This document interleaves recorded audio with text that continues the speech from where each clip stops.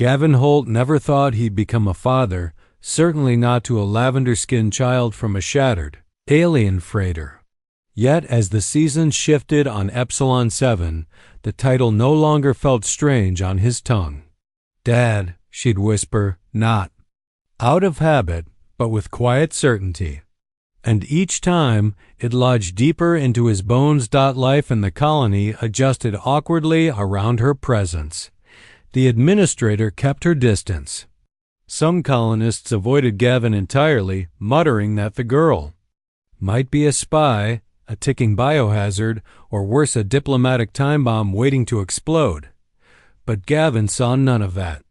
He saw only the girl who once stared at him through cracked glass and didn't cry. He taught her how to solder, how to reroute power when a backup grid failed, how to repair cracked sensor arrays under blizzard conditions. She learned faster than anyone he'd ever met. Her hands moved with eerie precision, almost like the machine spoke to her directly. And sometimes, when she concentrated, faint iridescent patterns shimmered beneath her skin lines and glyphs that reminded him of neural circuits. Alive and shifting, she loved stories. Gavin dug out his old reader and loaded it with every archive. He could find human fables, space operas, even engineering manuals. She devoured them all. At night, when the power dimmed and frost crept over their habitat's edge seals, she would curl beside him and ask questions that cut deeper than her years should allow.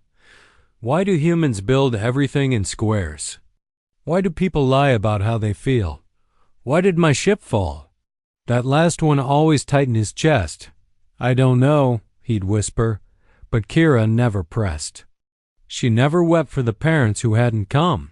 She simply watched the stars from the viewport every night, as if memorizing them, waiting. By the time she was 10, she'd installed a modified spectral array atop their dome to scan passing ships, tracking flight patterns that Gavin didn't even notice. At 12, she proposed a more efficient coolant dispersion system that reduced the colony's energy draw by 18%. The administrator started referring to her work without naming her. Gavin noticed, but what unsettled him most weren't her talents. It was the dreams. He often found her standing on the porch before dawn, eyes open, lips moving in a language he didn't recognize, musical, sharp-edged, beautiful, and her patterns glowed then faint but real. Not just under her skin, in her eyes. "You okay, Kira?" he asked one morning. She blinked, as if returning from a distance. "I was just remembering." "What were you dreaming about?" She hesitated. Then, "A place where the sky sings. A city that floats." "I think I was there." Gavin didn't know what to say. She began sketching things, circular structures suspended in impossible architecture, corridors of glass that bent around gravity wells. When he asked where she'd seen them, she only said, "I remember pieces." One evening, a courier ship passed close overhead. Its contrails split the sky in two, and Kira dropped her fork, her breath catching in her throat. Gavin ran to her, thinking something was wrong, but she just pointed. "I've seen that shape," she whispered. "That pattern on the hull." He looked, but saw nothing special. Just cargo stripes and engine plates. She stood frozen for a long time, as if hearing something no one else could. The next day, she sealed off their garage and spent a week inside. When she emerged, she showed him what she'd built, an interface node tuned to frequencies outside the colony's registry. She said she wanted to listen. He didn't stop her.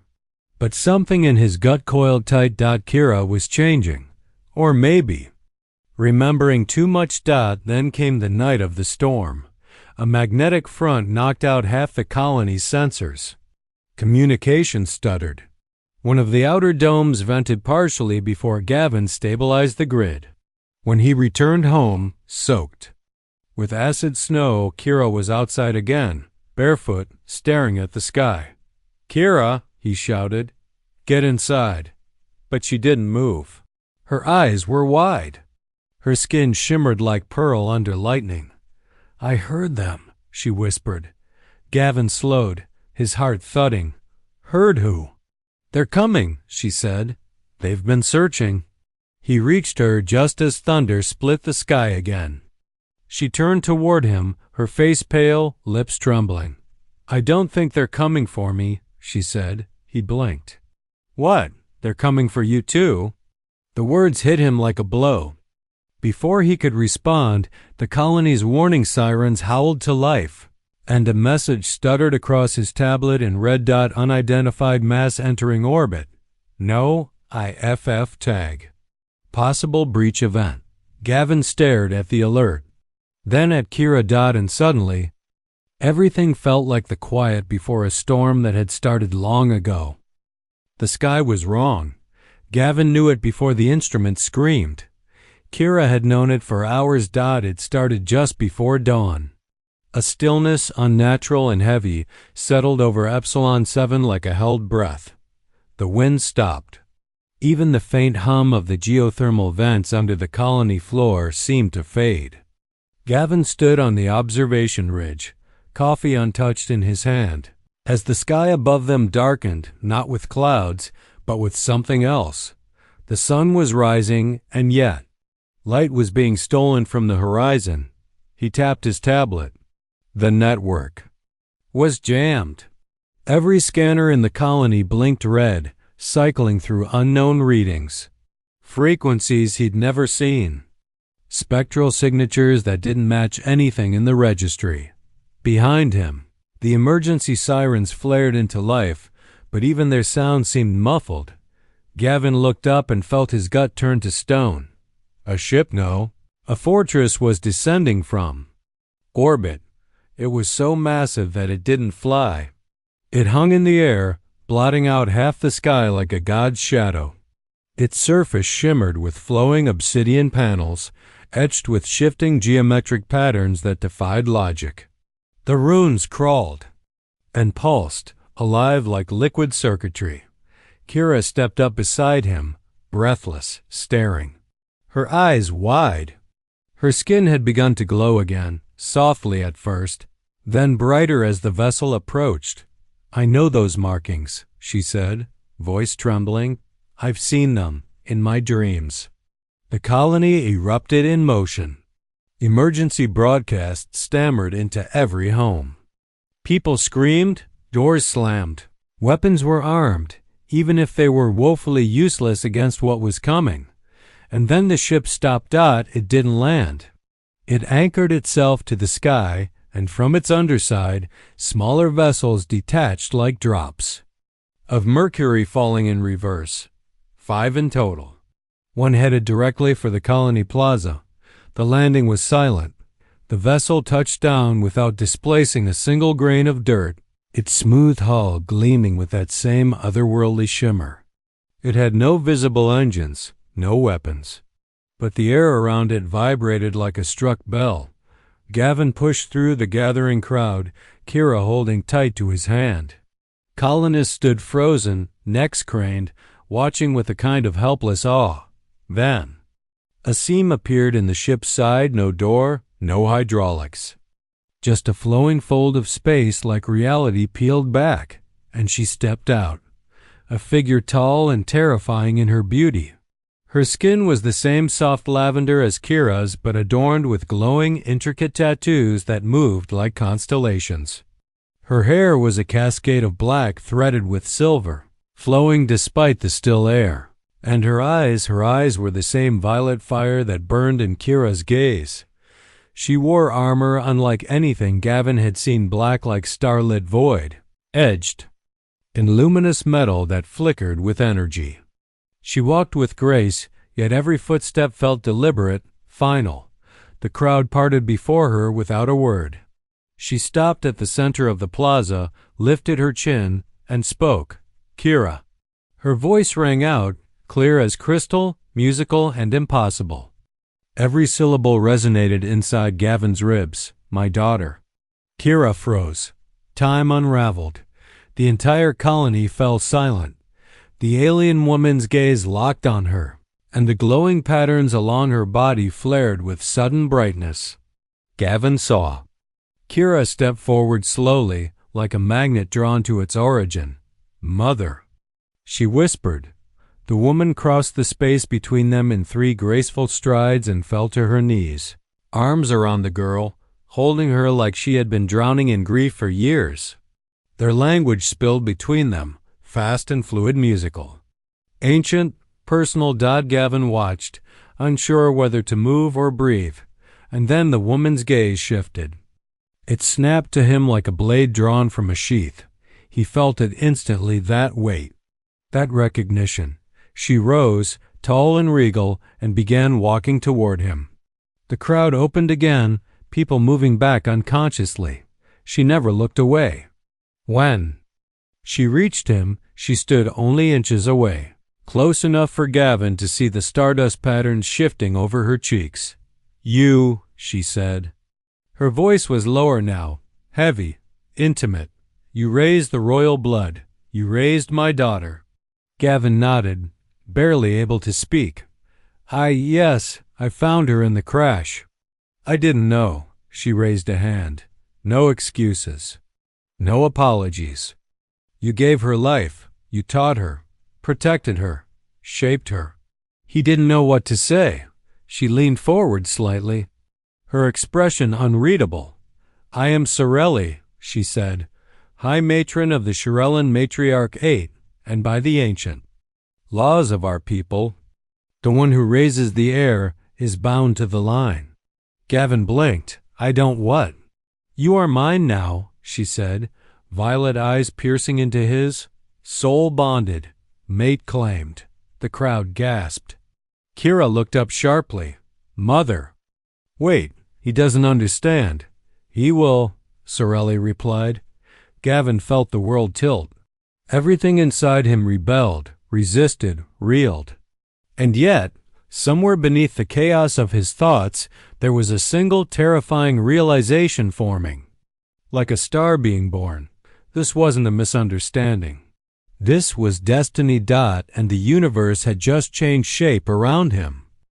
The sky over Epsilon 7 screamed. A streak of flame tore across the dawn horizon, carving a burning arc through the fragile lavender haze that hung over the crystalline plains. Gavin Holt dropped his diagnostic tablet as the freighter lit up the heavens, its descent uncontrolled, engines shearing apart in a hail of sparks. The explosion that followed was distant but hollow, like thunder trapped under ice. He didn't wait for the emergency klaxons to finish winding up. His boots struck the frozen soil hard as he ran, the terrain jagged and glittering with crystalline deposits that could slice open flesh if carelessly crossed. The colony was still waking. The lights from the habitat dome shimmered faintly behind him, but Gavin's focus was forward toward the black smoke curling into the brightening sky, toward the wreck that had gouged a scar 3 kilometers wide into the earth. His toolkit thumped against his hip with every stride. His breath misted in the cold air. He didn't slow down. By the time he reached the crash site, his legs burned and his lungs ached, but he barely noticed. The freighter was a twisted ruin of scorched metal and shattered bulkheads, its hull cracked, wide like a broken egg.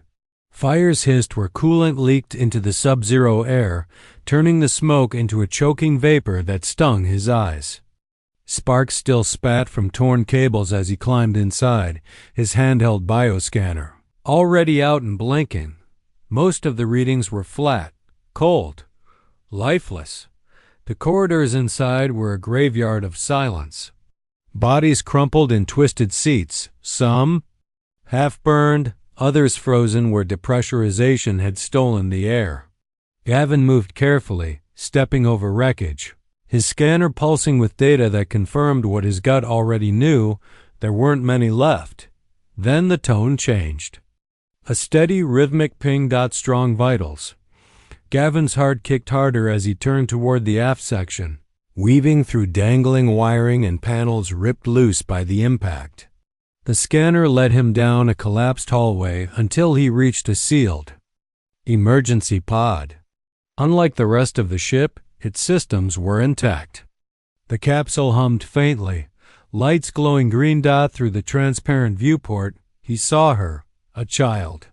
No older than 6 by human guesswork, curled in the harness with limbs tucked close like she didn't trust the safety even now.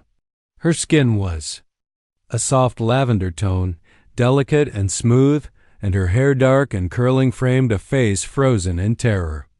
Eyes too large for her face stared at him through the glass, not with confusion, not with panic, but with a heavy, watchful silence. Violet, deep, intelligent, ancient somehow. He tapped the external speaker and kept his voice low. Hey there, I'm here to help. Do you understand me? Her head tilted ever so slightly. Then, after a long, breathless pause, she nodded. Gavin's fingers worked the override panel, bypassing the locking protocol with the familiarity of years in the field. The pod seal hissed, pressure equalizing, and the hatch slowly slid open. The child didn't move. Her clothing shimmered faintly deep blues and silvers, draped and embroidered in patterns that defied Terran design. Not functional, ceremonial. Alien. He crouched down to her level and extended a hand, palm up, fingers relaxed. I'm Gavin. What's your name? She looked at his hand, then his face, then back again. Her lips moved at first just sounds, like fragments of a language born from music rather than speech. Then came a single word, carefully shaped and accented Terran standard. Kira, Kira, he repeated softly, smiling. Let's get you somewhere safe. She took his hand. Small fingers, ice cold, but steady. By the time they returned to the colony, the sun was fully up, the alarm klaxons finally winding down, and the administrator was waiting. She crossed her arms as Gavin wrapped the emergency thermal around the girl's shoulders. You know what this means, Holt, she said, her voice flat. We don't have a policy for alien children. No resources, no protocol. She's your responsibility now. Gavin looked down at the girl who clung quietly to his side. I know, he said, and deep down, he felt it settle in his chest like gravity. This child had fallen from the stars, alone and wrapped in mystery, but somehow he already knew. He wasn't saving her. She was saving him. The Shirellan delegation took control of the colony in silence. There were no weapons drawn, no demands made, no visible troops. And yet, every colonist felt the shift in power the moment Sorelli stepped onto Epsilon 7 soil. It was in the way. She moved like she already owned the ground she walked on. It was in the subtle, glowing symphony of her entourage, each alien a reflection of her will. Their presence was soft but unshakable, like the hum of a warship beneath a velvet curtain. Gavin sat in the corner of the medical bay, hands still trembling from the encounter. Across from him, Kira sat quietly on the edge of a cot, her glowing skin dimmed again but her eyes unfocused, as if she were staring through time. She means it, Kira said softly. The bonding, the claim. Gavin swallowed hard. What does that mean? I raised you. I didn't sign anything. It's not a contract, Kira said, voice barely a whisper. It's ancient law, older than empires, blood law. If someone raises royal blood in absence of the crown, their soul threads to the bloodline. It becomes permanent. He looked at her in disbelief. Are you saying I'm married to your mother? Kira gave a small, nervous laugh. Not quite, but also, kind of exactly. The door opened without a sound. Sorelli entered. She didn't ask for permission. She didn't need to. She was dressed in what looked like ceremonial robes now, layers of glistening fabric that shimmered with microscopic starfields. The same bioluminescent markings on her skin pulsed with emotion subtle but unmistakable. She dismissed the attending medic with a single glance, then looked at Gavin. Come with me, she said. Not a command. Not a plea. Just a truth that expected to be followed. Gavin rose slowly. She led him through the colony, though the word felt hollow now. It didn't belong to them anymore. Colonists stepped aside as Sorelli passed, bowing their heads instinctively. Gavin hated how natural it looked. The corridors felt narrower. The air felt thinner. And through it all, Sorelli never once looked away from him. They stopped at the observation tower, the highest point in the colony. From here, the full expanse of Epsilon 7's plains stretched out, glittering with frozen ridges framed by distant storm clouds gathering over the eastern ridge. This world, she said, stepping beside him, was once beneath our gaze. We mapped its stars, ignored its cold, left it for younger empires to settle.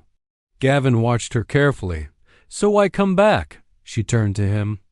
Because the one thing that mattered most to me, my daughter, was hidden here. He exhaled slowly. I didn't know who she was. I didn't raise her for power. I raised her because she needed someone. And you loved her, Sorelli said simply. That is what binds us. Gavin shook his head. I'm not Shirellen. I don't even understand half of what you're saying. Sorelli moved closer, her voice softer now. In your culture, blood matters. In ours, it's memory, intent. The soul leaves echoes.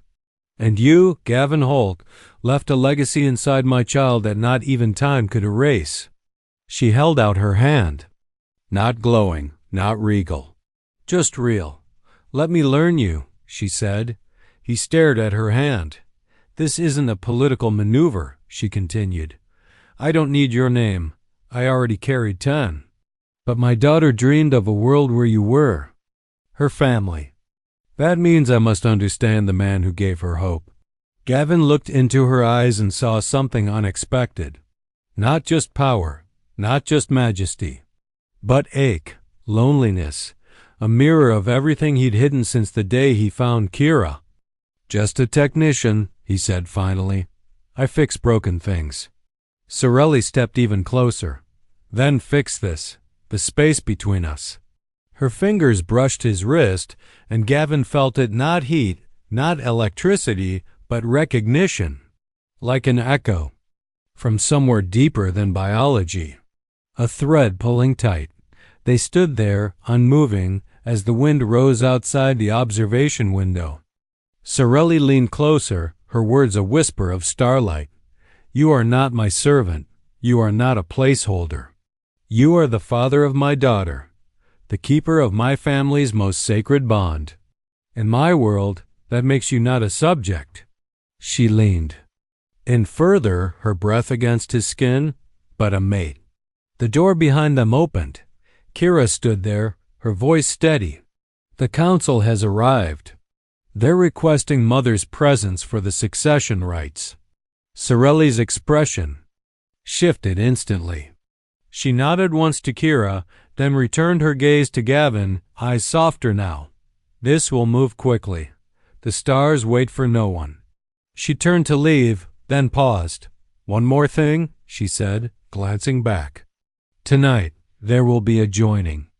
Ritual. It will not bind you, not unless you choose it. But you'll see what it means to be part of our line. Then she was gone. Gavin stood in silence, alone in the tower, the storm finally breaking across the horizon with a low rumble.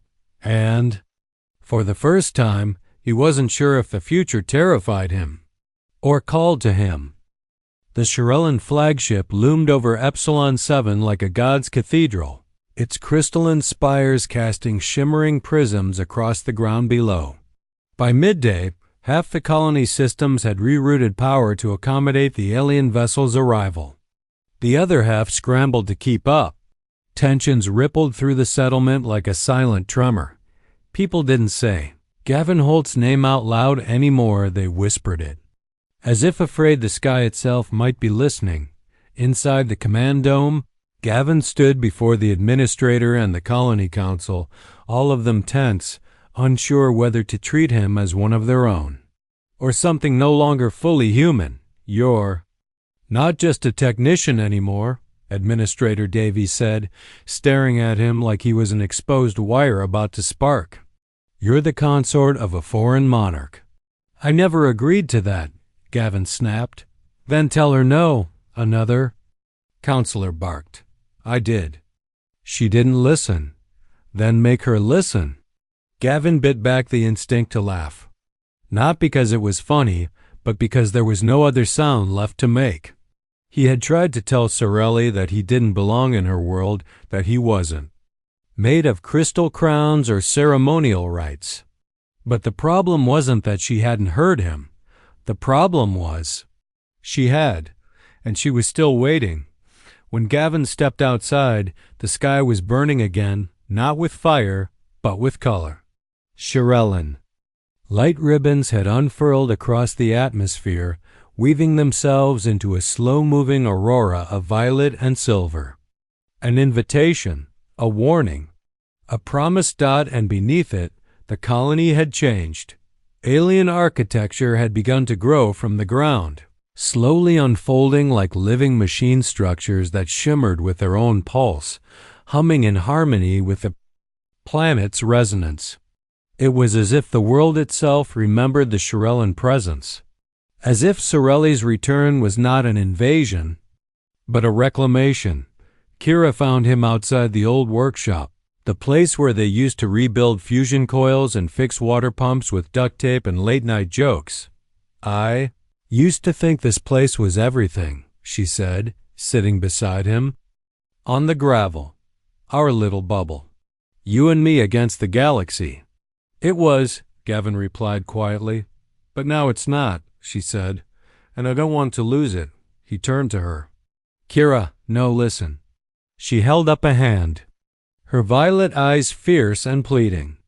"You don't have to choose between me and her. I want both. I need both. You made me who I am. But she's where I come from." She reached out and took his hand. "You belong to this family too, Dad, whether you believe it yet or not." The wind shifted, and from the center of the center of the colony, chimes began to ring soft, harmonic notes carried by invisible resonance. "The ritual is starting," Kira whispered. The procession was unlike anything Gavin had ever seen. Sorelli stood at the heart of a spiraling amphitheater that hadn't existed that morning. Bioluminescent nobles surrounded her, their patterns glowing in synchronized pulses. Alien hymns rose like a living orchestra, folding time into something sacred. Gavin had no formal attire, no title, no instructions. But as he stepped forward escorted by two Shirellen attendants, dressed in robes of shifting light, the music shifted. He was expected. Sorelli watched him as he approached, and in her gaze there was no pressure, no expectation of obedience. Only waiting. "You said this wouldn't bind me," he said as they stood before each other. She nodded. "Not unless you answer." "Answer what?" "Do you believe," she asked, her voice carrying across the congregation, "that love not law but love can make a family sovereign?" The crowd fell silent. Gavin felt every eye on him. But it wasn't fear that filled his chest, it was weight. 1,000 memories flooded him at once. Kira laughing while covered in grease, their first meal together. Her falling asleep with her head on his shoulder, the moment she said Dad without hesitation, and Sorelli. The terrifying majesty of her, but also her softness. Her listening, her patience, her desire not to take, but to understand. And maybe, to be understood. "I don't know if I'm worthy of your world," Gavin said, his voice low but steady. Sorelli stepped forward, closing the last space between them. "Then let me show you what it means to build one together." She reached for his hand, and this time he didn't pull away. Their fingers touched, and the moment they did, light erupted. From the ground around them, spiraling threads of energy lipped into the air, connecting them like starlight spun into silk. The congregation sang not with voices, but with harmonics that filled the soul, resonating through every atom of Gavin's body. And in that moment, Gavin understood. This wasn't just a ritual. It was an invitation to belong. He looked up, eyes locked on hers, and whispered the only word that mattered. Yes. Sorelli smiled, not with triumph, but with relief. And as the stars above them began to shift, aligning into a configuration not seen in over 1,000 years, one of the Shirellan nobles stepped forward, bowed deeply, and spoke the words no one thought they would hear. The line is whole again. But far above them, in the deepest dark of orbit, a second ship, one not of Shirellan design, watched in silence, and it did not approve. The Shirellan flagship shimmered like a living star suspended in low orbit, its crystalline hull pulsing with energy. From space, Epsilon 7 was a glowing sphere, quiet and fragile beneath the vast celestial ballet. Inside the flagship central sanctum, a chamber sculpted from translucent stone that refracted light into living constellations. Gavin Holt stood at the edge of a new life. Robes of midnight blue and silver flowed across his shoulders. He hadn't wanted to wear them, but Kira insisted. "It's tradition," she said, smoothing the collar. "And besides, you don't want to insult a 1,000-year-old council with battle fleets, do you?" He chuckled, but it was short-lived. Because this wasn't a costume. This was real. This was the joining of two lives, two bloodlines, two civilizations. Tonight, Gavin would officially be bound, not just by ancient Shirellan ritual, but by choice. By voice. By heart. Beyond the chamber, a procession of Shirellan nobles glided into position, their bioluminescent patterns synchronized like music played across flesh. Each noble represented a house that ruled stars. Each bore witness to the impossible, that a Terran technician, born in a scrapyard colony with oil-stained hands and sleepless nights, was about to become royal consort to the matriarch of the 8th line. Kira stood to his right, radiant in her ceremonial robes, the markings along her skin glowing brighter than ever. She reached for his hand. "You're not leaving anything behind," she whispered. "You're bringing everything you are into the stars." Gavin couldn't speak. The chamber lights dimmed. From the far side of the sanctum, Sorelli entered, her presence eclipsing the room. She wore armor that shimmered with 1,000,000,000,000 stars, each movement trailing silver ribbons of stardust. But her face was soft, eyes locked on Gavin alone. No crown, no mask. "Just her. I see you," she said in the old tongue, the phrase echoing not in sound, but in spirit. "I recognize your soul." And Gavin, without instruction, spoke the ancient reply Kira had taught him, "And I welcome yours into mine." Their hands met at the chamber's center. The moment they touched, the entire sanctum breathed, a pulse of energy rushing through crystal and air. The ceiling above them shifted, revealing the galaxy in full, projected through a lattice of living stone. Stars realigned, symbols formed. A constellation that hadn't been seen in over 1,000 years took shape above their heads. The reclamation line. The chamber erupted in sound, not music, but resonance. The voices of the ancestors recorded in the crystal. The chorus of all past matrons. Gavin felt their weight, their hope, and their warning. He was no longer an outsider. He was chosen. Sorelli stepped forward, her forehead touching his. "By starlight and bloodline," she intoned, "I claim you, mate bound, soul bonded, heart tethered." Gavin spoke clearly, his voice steady. "By memory and love, I return the bond. I become your consort. And I choose this life." They kissed, not in front of a crowd, not for ceremony, but in a silence that wrapped the universe in stillness. When their lips met, the starlight above them brightened, refracting through the chamber, dancing across the nobles, across Kira, across space itself. The bond was sealed. But as the chamber dimmed and the nobles bowed in deep approval, Gavin's eyes caught something on the edge of the vision field, one of the external star scanners. Embedded in the crystal matrix, flickering with movement, an anomaly, a shadow. Later, in the observation deck, Gavin stood beside Sorelli, both wrapped in. Quiet. Everything feels bigger now, he said, watching the stars rotate beyond the glass. I'm not sure if I belong here yet. Sorelli slid her hand into his. The universe rarely asks permission before it chooses us. But you belong because you were the one who chose first. You chose to love a lost child. He smiled faintly. You keep calling that love. I just did what was right. She leaned against him. That's exactly why it was love. Behind them, Kira's soft voice called from the corridor. Mom, Dad, you need to see this. They followed her into the ship's holocamber, where a series of tactical overlays pulsed red. The sensor array Gavin's own design, integrated. Days ago had caught another ship, lurking just beyond the moon's shadow. Not Shirellen, not Terran. Its hull was jagged, black, alive with motion like scurrying insects, and it bore no HFY signature. No heraldry, Sorelli stiffened. That's not one of ours. Kira tapped the display.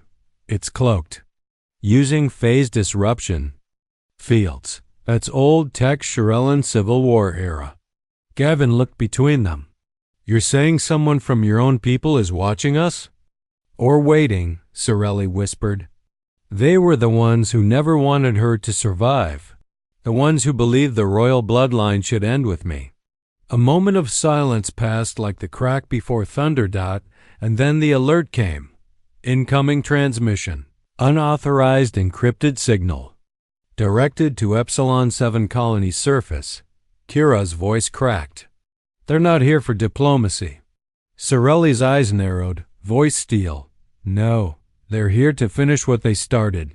Gavin stared at the incoming ship on the display, and suddenly, the love he'd found, the family he'd built, the future he had accepted was once again hanging by a thread.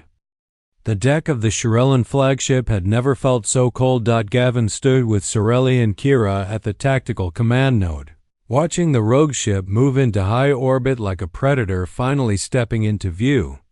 Its hull was a dark, shifting mass of metallic spines, bristling with old weaponry that flickered in and out of reality, a vessel built for war in a forgotten time, now returned to finish what history had failed to erase. They've been in hiding for years, Sorelli said, her voice low, tight. Old loyalists. Faction remnants from the War of Divided Moons. Why now? Gavin asked. Why wait all this time? They were never after me, Sorelli said slowly, not directly. Kira stepped forward, her hands moving across. The projection controls enhancing the telemetry feeds. They didn't just send a signal to the colony. They piggybacked it onto every major Shirellen relay. They're broadcasting one message. The holoscreen blinked and a distorted voice echoed through the chamber. The royal line is corrupted. The blood has been tainted. The matron consorts with offworlders. The throne will fall. The transmission cut. The room was silent. Kira's jaw clenched. They're calling you weak for accepting us. No, Sorelli said, her gaze narrowing. They're calling me dangerous because I rebuilt what they tried to destroy. Her bioluminescent markings flared, no longer ceremonial, but primal. A queen ready to defend not her title, but her family. Kira, Sorelli said, her tone sharpening. Initiate full spectrum. Shield alignment.